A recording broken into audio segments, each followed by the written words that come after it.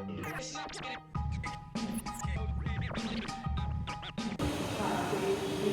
Hello hello, welcome welcome welcome. आप सबका स्वागत है इस नए ब्लॉग में। तो ये जो कोरोना की सेकेंड वेव है उसके बाद हमारा पहला ब्लॉग है। अभी महाराष्ट्र में काफ़ी केसेस काफ़ी ज़्यादा थे, तो लॉकडाउन भी काफ़ी स्ट्रिक्ट था और हम भी घर से बाहर नहीं निकल रहे थे। तो उसकी वजह से अभी थोड़ा लॉकडाउन कम हुआ है और थोड़ा केसेस भी कम हो रहे हैं, तो इसलिए हम लोग बाहर निकले हैं, तो ब्लॉग बना रहे हैं। और पता है मेरे को कि यूट्यूब चैनल पे बहुत टाइम बाद हम वीडियो डाल रहे हैं, पर क्या कर सकते, लॉकडाउन था। चलिए ब्लॉग शुरू करते हैं, उम्मीद है आपको पसंद आएगा।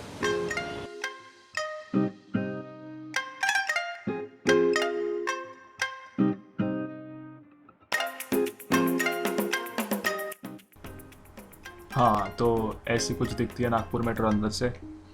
जैसे आप देख सकते हैं, एयर कंडीशन तो है ही, और साथ ही साथ अब इन लोगों ने साइकिलिस्ट को भी अलाउ किया है साइकिल लेके मेट्रो से ट्रैवल करने के लिए।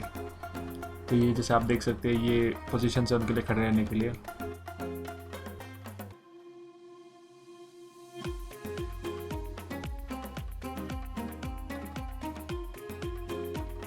मुझे तो सबसे सही चीज़ ये लगी यार, चार्जिंग पॉइंट्स दे दिया।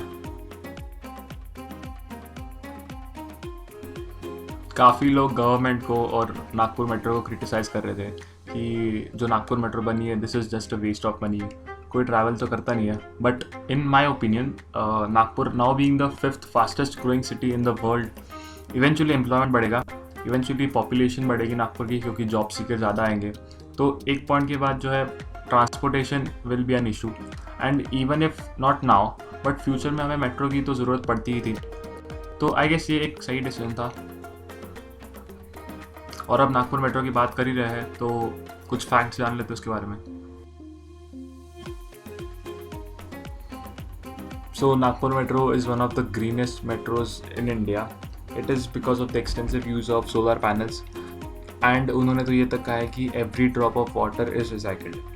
Secondly, अगर हम बात करें तो Nagpur metro is the fastest completed metro, जहाँ हमें सिर्फ करीबन 2 साल 4 महीने लगे थे।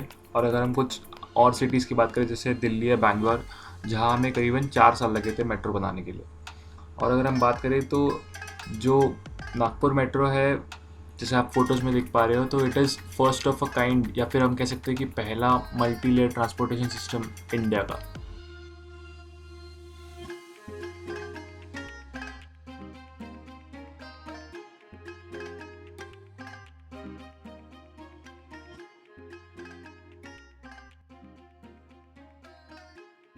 तो हमारा नागपुर मेट्रो का सफ़र यही तक था।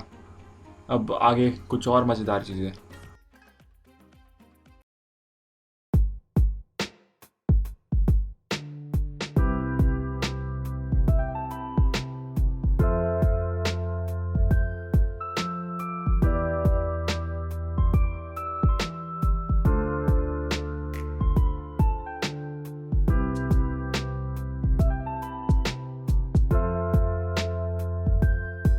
तो ये पार्ट के स्टार्टिंग में मैं आपको कुछ बताना चाहूँगा। देखो कैसा है कि हम लोग उस दिन कुछ 1-1.5 साल बाद मिल रहे थे, इसलिए हमारे पास बहुत कुछ था बात करने के लिए, और मैं नहीं चाहता था कि ये सब लोग कॉन्शियस हो जाए कैमरा देख के, इसलिए मैंने ज़्यादा व्लॉग नहीं किया, पर फिर भी ट्राई किया है सब कुछ कवर हो जाए।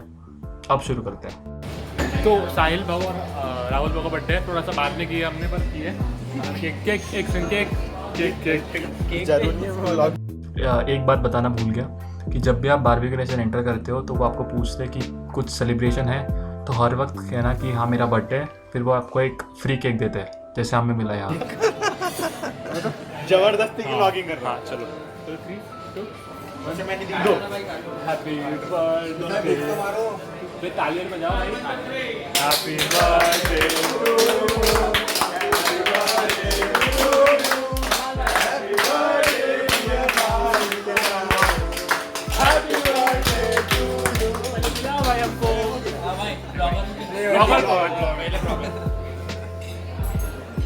बढ़िया। तो भैया को दोगे। And this is the party we had.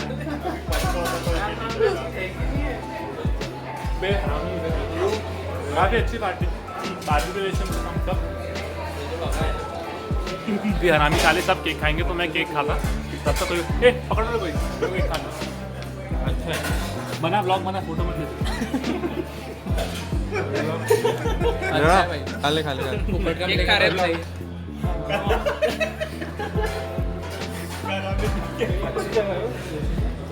देखो तो मैं ये मेन्यू कवर नहीं करने वाला था, पर जब हम सोच रहे थे बारबी नेशन जाने का, तब हमें ऐसा कोई एक डेडिकेटेड वीडियो मिला नहीं जहाँ हम मेन्यू देख पाए। तो अगर आपको ये सेक्शन स्किप करना है मेन्यू का, तो आप इस टाइम स्टैम्प पे जाके ये सेक्शन स्किप कर सकते हो। अब मी बीइंग वेज, मैंने पूरा वेज ट्राई किया और मुझे अच्छा लगा, मतलब डिसेंट था। बट पता है दिक्कत क्या होती है कि आप वहाँ जाके स्टार्टर्स इतने खा लेते हो ना कि आप मेन कोर्स पे फोकस नहीं कर पाते हो।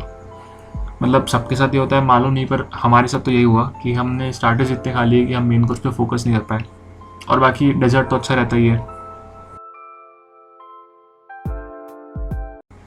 एक और बात, इनकी सर्विस काफ़ी अच्छी थी यार, मतलब ऑन पॉइंट थी पूरी। और साथ ही साथ पैंडेमिक की वजह से ये लोग सही में 50% कैपेसिटी पे चल रहे थे। और यहाँ तक ऐसा था कि आपको 2 दिन पहले बुक करना पड़ता था टेबल यहाँ आने के लिए। और वेटर्स भी काफ़ी हाइजीनिक थे, मतलब पूरा टाइम मास्क पहन के थे और ग्लव्स पहन के थे। एम्बियंस भी अच्छा था।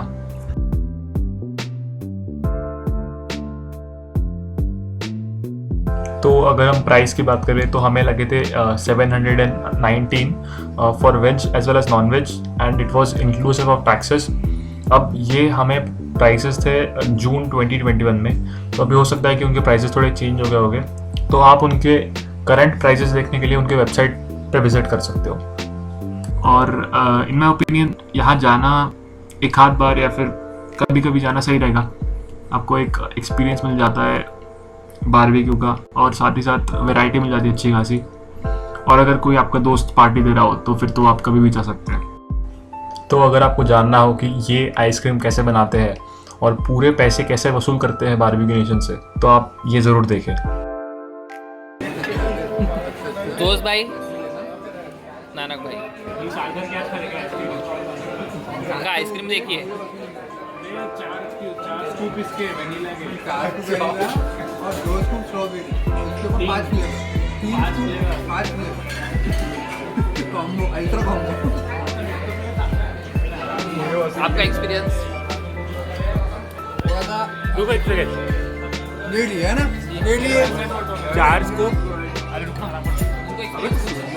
4 स्कूप दोस्त, एक बार फिर से। 4 scoop vanilla, 3 scoop strawberry, 5 flavour, ultimate combo. ऐसा दिख रहा है कुछ। इसमें थोड़ा सा भी अखरोट के टुकड़े और थोड़ा बादाम पिस्ता मिल गया था ना, तो खत्म हो गया। Still better.